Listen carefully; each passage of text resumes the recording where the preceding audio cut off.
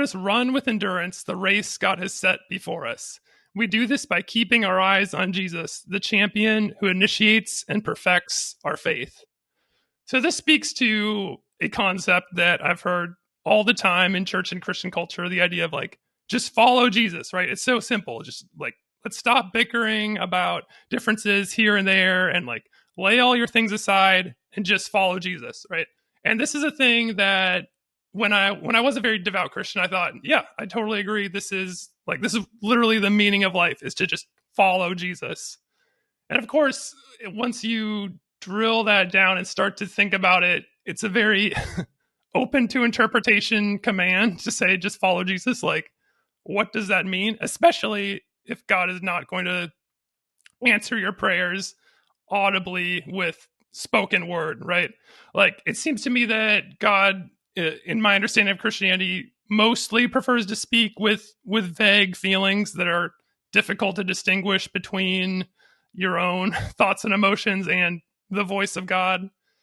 And I just feel like when I think of practically, what does it mean to follow Jesus? Most of the time I see people saying like, God moved me and my family to Houston. And what they actually mean is like, I applied for a job in Houston and I had the interview, got the offer, and I prayed about it just to make sure, God, is this okay? And I heard nothing, so I guess I'll take the job then. That might be like the open door argument. God opened the door. Yeah, God opened the door. Yeah, or people also talk about this in terms of like choosing a spouse, right? That's the other time they'll pray for direction of like, God, are you sure you want me to marry this person or not? People pray about that, because I've seen a lot of marriages. I don't think they prayed about it. Maybe they ignored the words that they were given. Well, I'm not here to judge other people's marriages. Who am I to say? But all right, so that seems to be, as far as I can tell, the practical meaning of what most people are talking about when they talk about like follow Jesus for real. They just mean in terms of like life decisions for them and their families. And another thing I've thought about quite a bit is the idea of like, okay, so Jesus isn't going to speak to me directly, but he speaks through his word and the gospels. As far as I can tell, it seems that what Jesus really wants from us, for the most part, more often than not, is for us to sell all of our stuff, give it to the poor, and just sort of walk the earth. Samuel L. Jackson's character in Pulp Fiction. Have you seen Pulp Fiction, Jeremy? It's been a while, but yes. Okay. So you remember towards the end of the movie, no spoilers, but he experiences a miracle and he decides he's going to set aside his life of crime and just walk the earth. Then basically I'm just gonna walk the earth. What you mean walk the earth? You know, like Caine in Kung Fu. Walk from place to place, meet people, get in adventures. Because he feels like this was a message from God that I need to like be God's vessel. So just kind of like be a homeless person, essentially. Just walk around, depend on the kindness of strangers, be penniless. It also reminds me quite a bit of the story of Chris McCandless from Into the Wild. Have you read that book or seen the movie, Jeremy? I have read the book.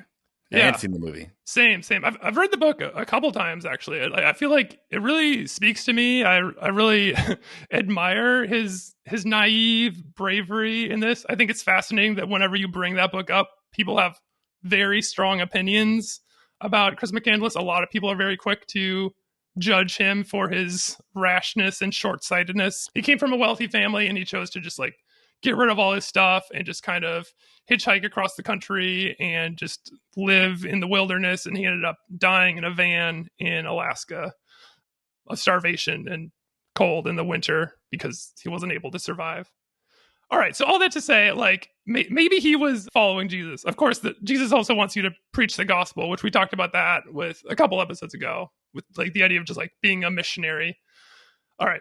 So, long preamble there, Jeremy. But here's my question for you. What does it mean to follow Jesus if Jesus isn't going to give us clear directions? It's a great setup to a great question. So I am fascinated by the Chris McCandless story as well. I remember reading that book years ago and being fascinated by the story as well. And, it does embody the sense of adventure that I think a lot of us have. And especially, as you get older and, for me, settling down in a career and having kids and, doing a lot of normal feeling things, that sense of adventure can seem like it has passed you by, of like, look at these other people, they get to go do this kind of stuff. And, I'm here taking kids to, baseball practice or, whatever, just kind of the normal things, that each day brings.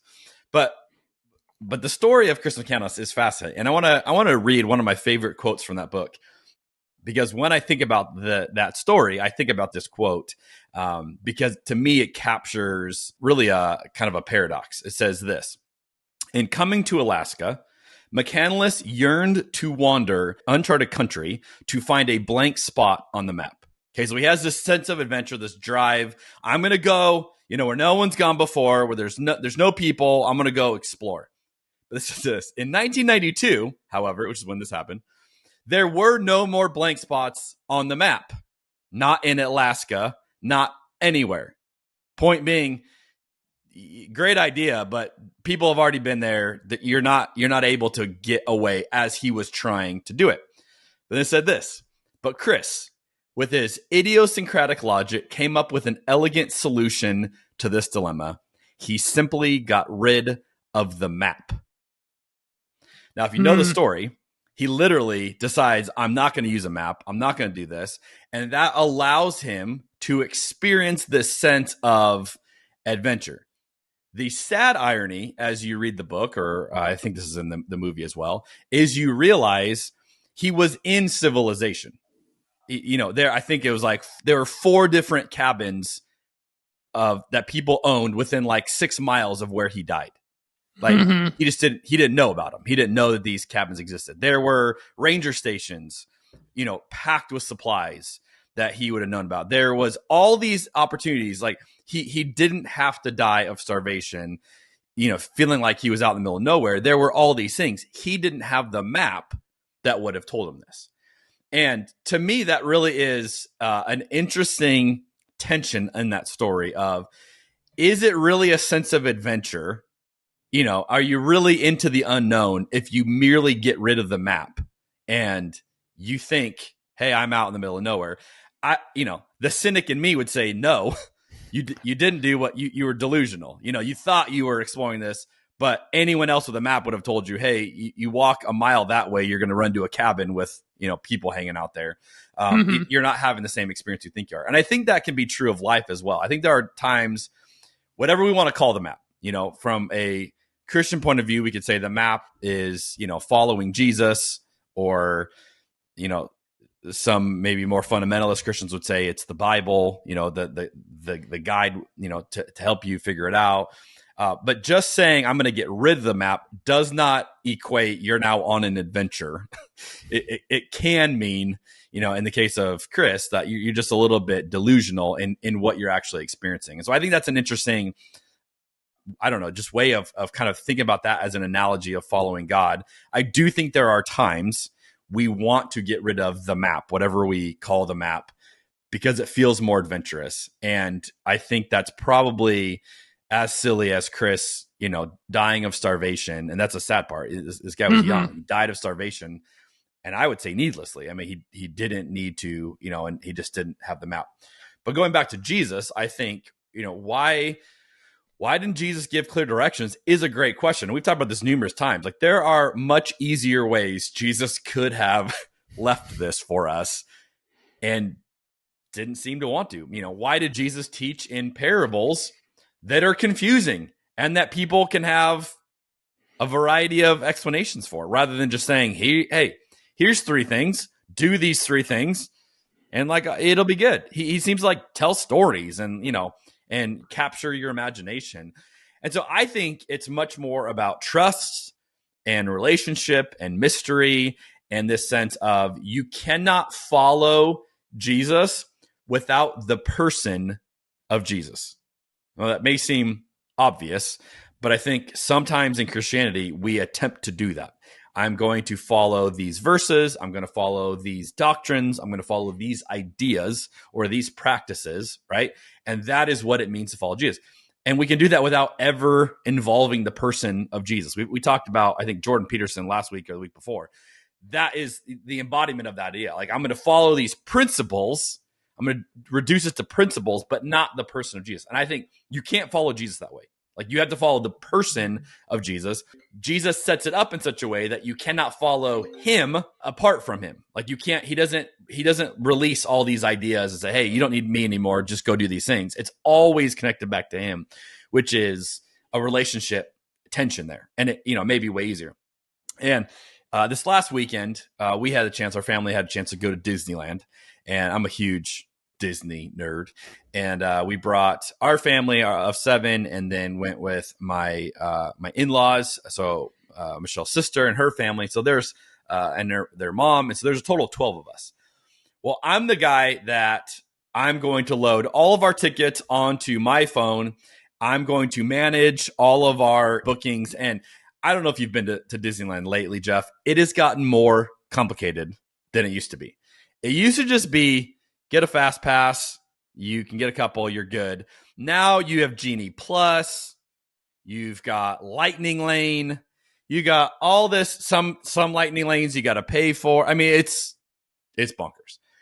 And so we're trying to like map out our day. How do we go and do what we do? Everybody's got their own opinion. And I'm the only one with all the tickets on my phone. So, hey, we want to see World of Color tonight. Well, Jeremy's got to figure out how to book it and make sure, it was like all down to me. I felt this tension, and I'm constantly trying to engage people. Hey, what ride do you want to do next? What ride do you want to do next? And, people would come to me like, hey, let's do this one next. I'm like, well, you might want to do that one, but half of our group isn't going to do that. Like, there was this tension of that, like, decisions couldn't get made without relationship. We had to like talk it through constantly. And not that it went bad, but it was definitely like what are we doing next? How are we going to do this? Let's all agree on something. And I think that tension is what Jesus invites us into. It's always going to be a tension with him of just, what are we doing? Where are we going? Why is this happening? And it's never going to be separate from that relationship. And I actually think that's the beautiful part of it. And so what does it mean to follow Jesus? It means we have to learn to trust the person when we don't get clear answers, when we don't get 5 steps to do. And I think that's kind of the point of it.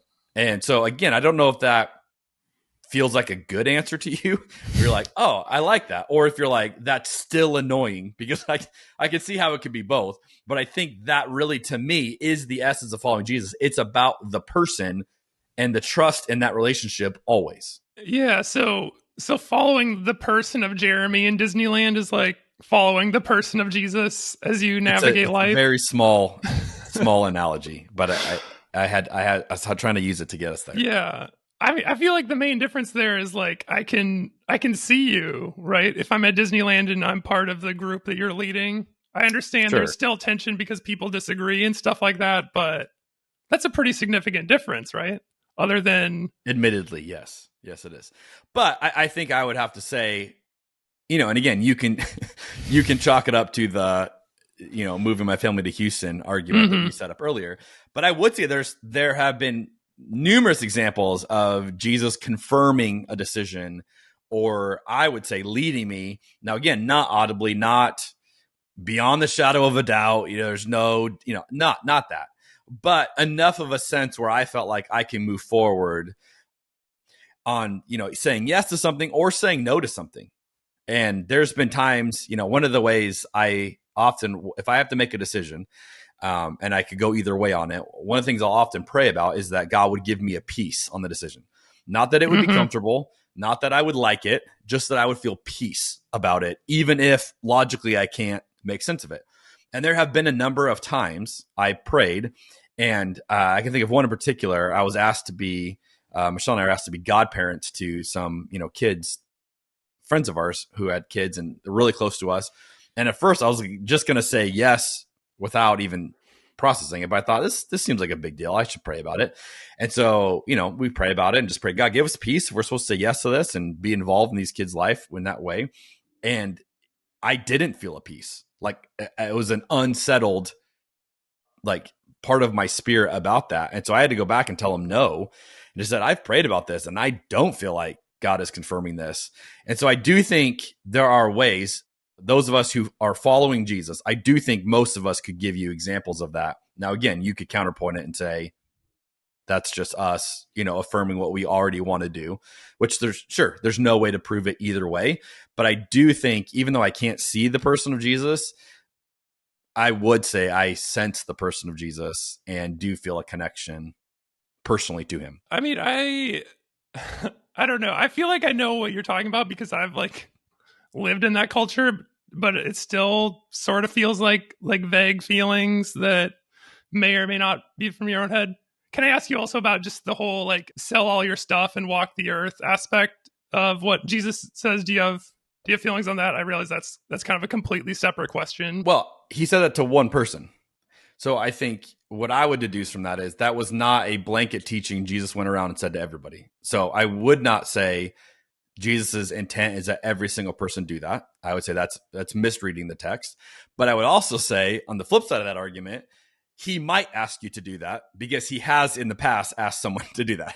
So it's not out of the realm of possibilities that Jesus would say, here's what I want you to do. But I think it's misreading the text to say, because he said it to one person, that is now Jesus's default, action for everybody. And so I think that goes back to the person rather than a principle. A principle would be following Jesus means you have to sell all your stuff and walk the earth. That's a principle.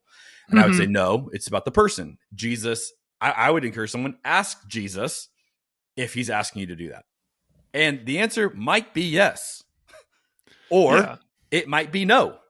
And you can't get there without asking the person of Jesus rather than reducing that to a principle. I know the rich young ruler is the main example, but I mean, isn't it also with all the disciples? He tells them to forsake their family and their livelihood and leave everything for him. The guy who wants to bury his father, and Jesus says, no, we can't wait for you. And multiple quotes where he tells people to leave their family, and the fishermen saying I'm going to make you fishers of men now instead of fish. Sure.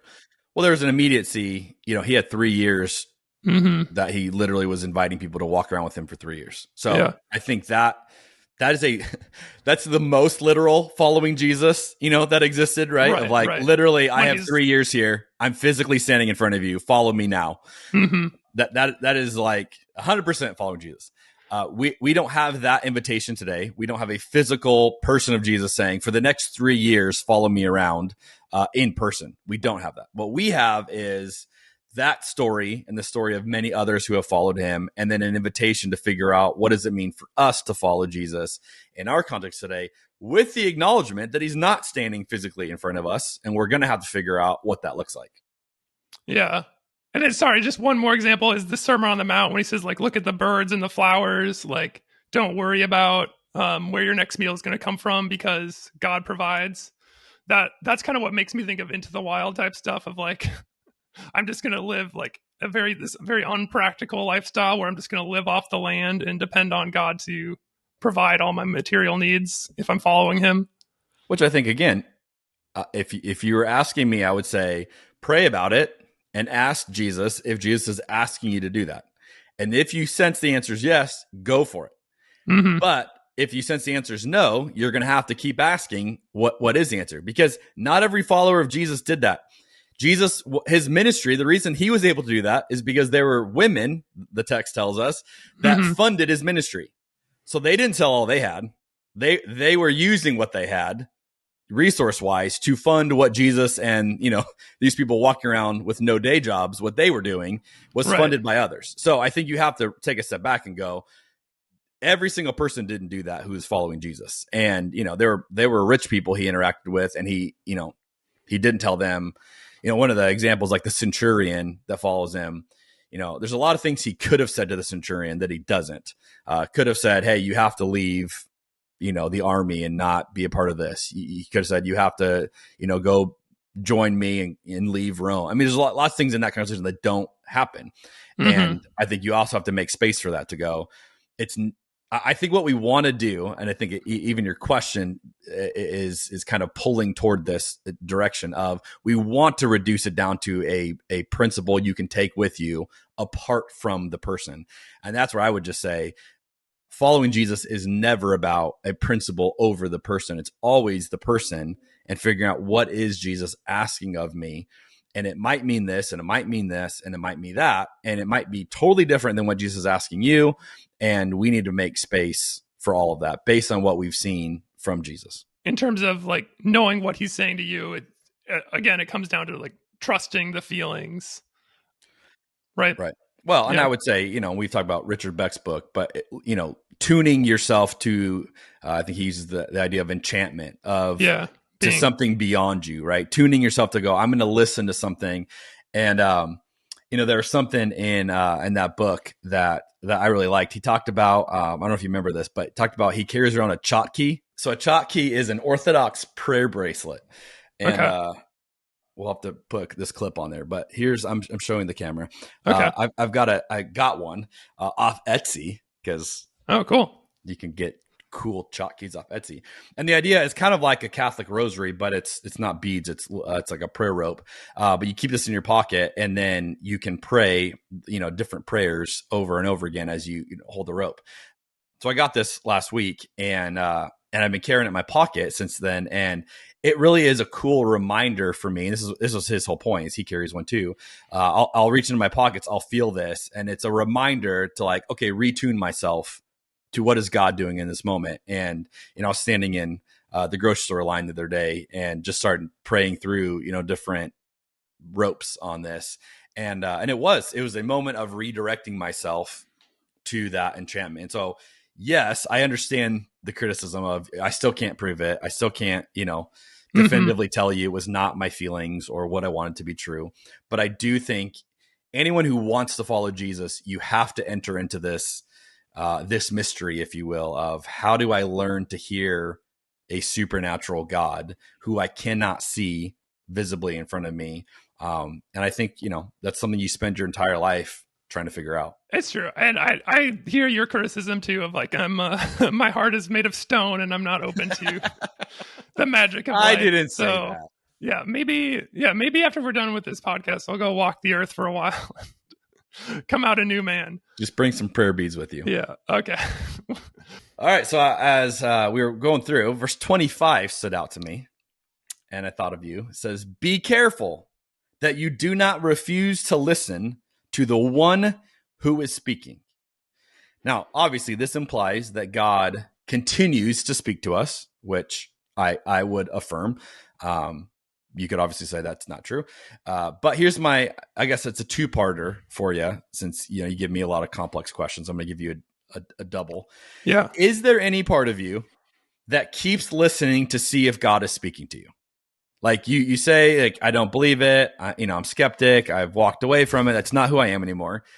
But if you're going to be honest with us, is there any part of you that you keep one ear open just in case you hear something, you see something?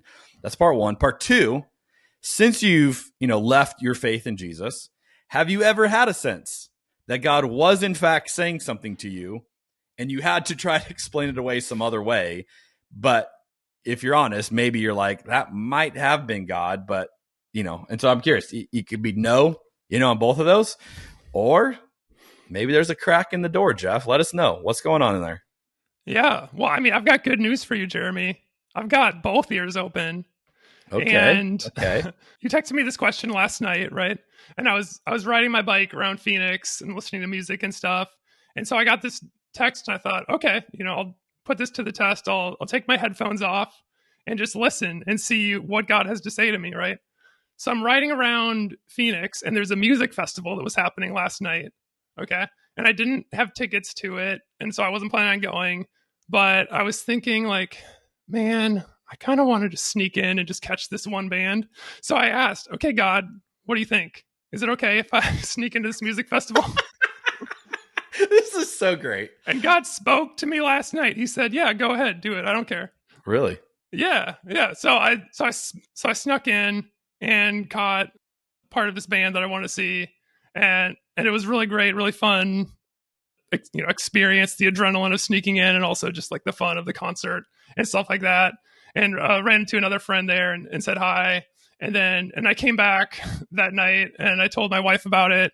And she was, she kind of reprimanded me and was like, I can't believe you would do that? Like, you're taking money out of the pockets of this artist that you say you're a fan of.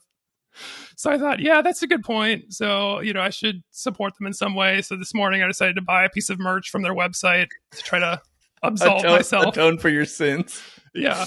So, if we're talking about the whole vague feelings kind of thing, I think you could say, yeah, God spoke to me, I guess, but it could just be my own conscience justifying itself or something.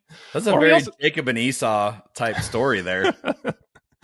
Or we also talk about, God speaks through other people, right? Like, maybe I'm the corrupt one and my wife is the voice of reason here, saying like, no, this was actually a bad thing that you did. So that was not God, that was yourself talking. Nice. So that was just last night. More broadly, to try to take your question a little bit more seriously, I would say that what I was talking about in my first question was something that was like pushing on my conscience for years, I suppose. When I, like, as we talked about before, I used to work at a mega church, and I always felt somewhat morally conflicted about this. Like, is this actually what God wants for me? Like, it's for people who've worked at a church, I'm sure they're familiar with this feeling of disillusionment. You see how the sausage is made, as they say.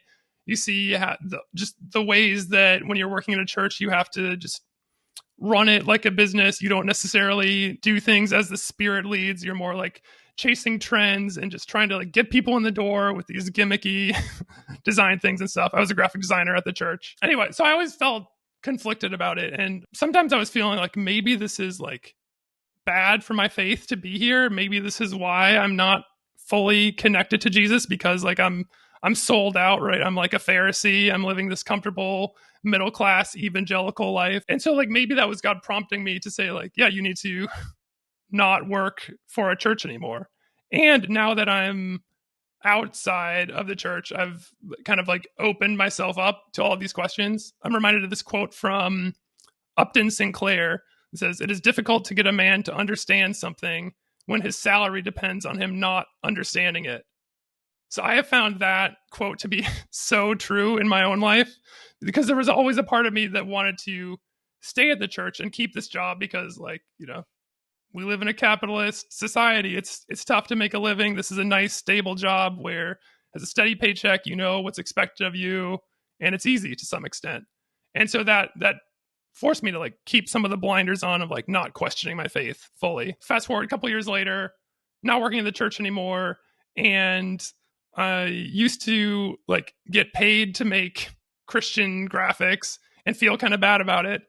Now I'm choosing to make this podcast and create all these graphics about Christianity and wrestling with these questions and stuff on my own time, not getting paid for it. So maybe this is God like asking me to start this podcast and like re-examine some of these things. I don't know. Ooh. Yeah, that's my answer to your question. I like that. So you're still making room for some mystery there, Jeff. Oh yeah.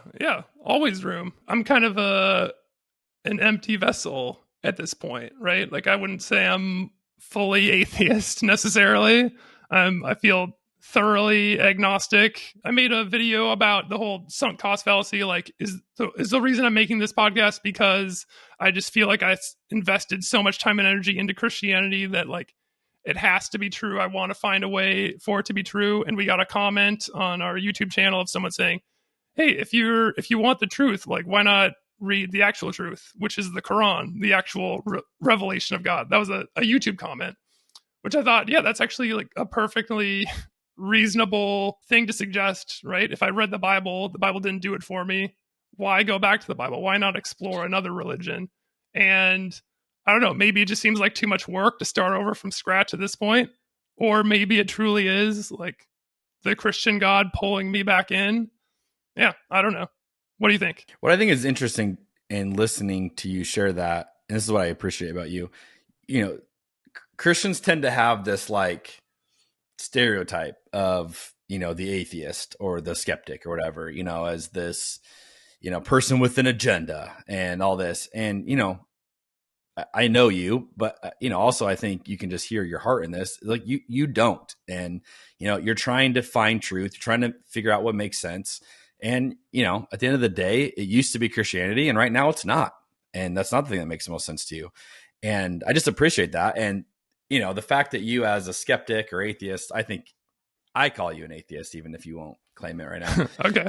You're spending each week reading the Bible and doing a podcast about it. So it's like, which might be more Bible reading and study than most Christians are doing. And I don't know. I find that very interesting. You are an open vessel. You are, interested in the conversation and learning and asking good questions and pondering, some answers that may be good and some that you go, I don't know about that one. And I think it's cool. And that's why, when I see those kind of verses, I just think of you, and I appreciate going along in this journey with you and hearing you react to that. And I can imagine, if I ever walked away from my faith, which I can't at this moment imagine doing, but if I ever did, I think I would have a similar journey to yours, where it's like, there's just some part of me that, longs for it and, has been forever shaped by it. And I've had to walk away from much of the Christianity that I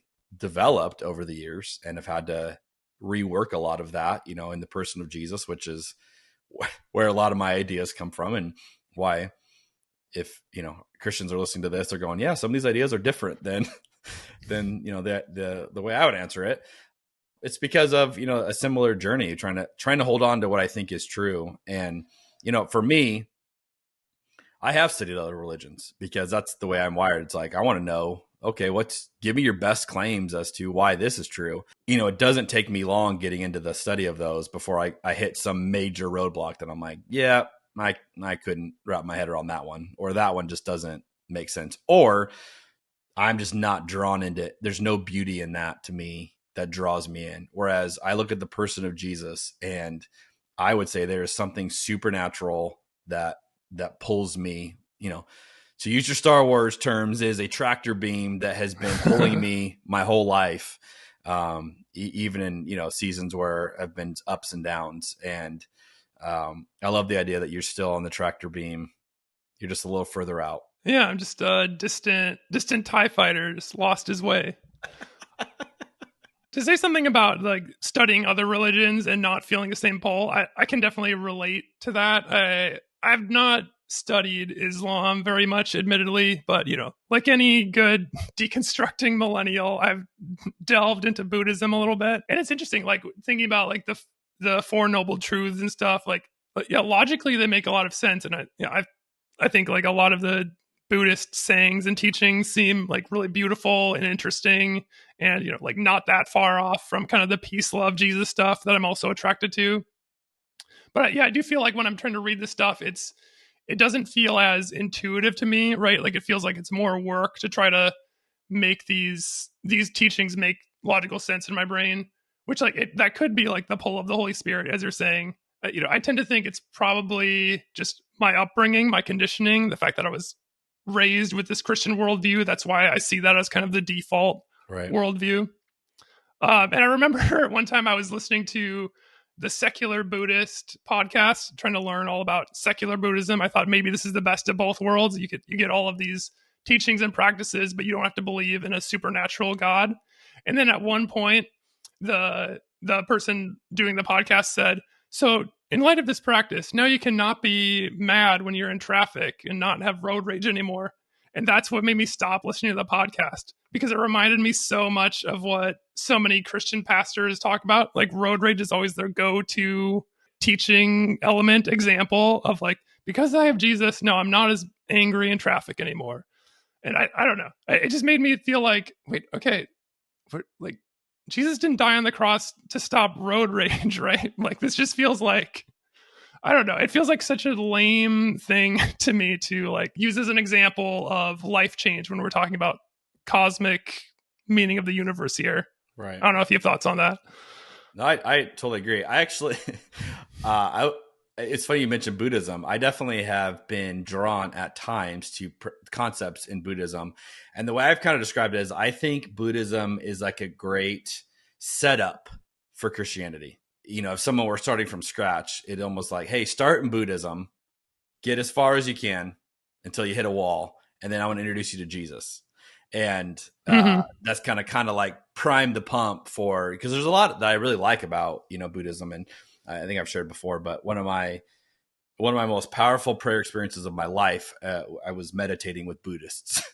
And, their whole goal was to rid their mind of everything. And so I spent we were meditating for an hour in silence. I think I spent like 40 minutes doing that. And then I got to this point where I had done it and I was like, now what? It's like, Mm-hmm. this is your end all goal. Like, so what, And I just was like, now what? And that's when, I felt like Jesus very, as close to audible as I've ever heard. It wasn't audible, but as close as, just very loud voice in my head. After 40 minutes of silence and literally trying to swat all my distracting thoughts away with the Buddhists, Jesus is like, hey, I'm still here. And just had this really beautiful encounter. And I always thought, hey, man, there's definitely elements of Buddhism that are good, but I think it falls short. And again, I think that's where you get the now avoid road rage. It's like, well, they don't have anything more compelling, right, to draw you to. But that's why, going back to your question, I'm not interested in principles. I'm not interested in just a good, do this in your life. I'm interested in the person of Jesus. And there's no other religion out there that has offered me anything that, to me, and again, you could say this is my comfort and my background. I totally get that argument. Nothing as compelling to me as the person of Jesus.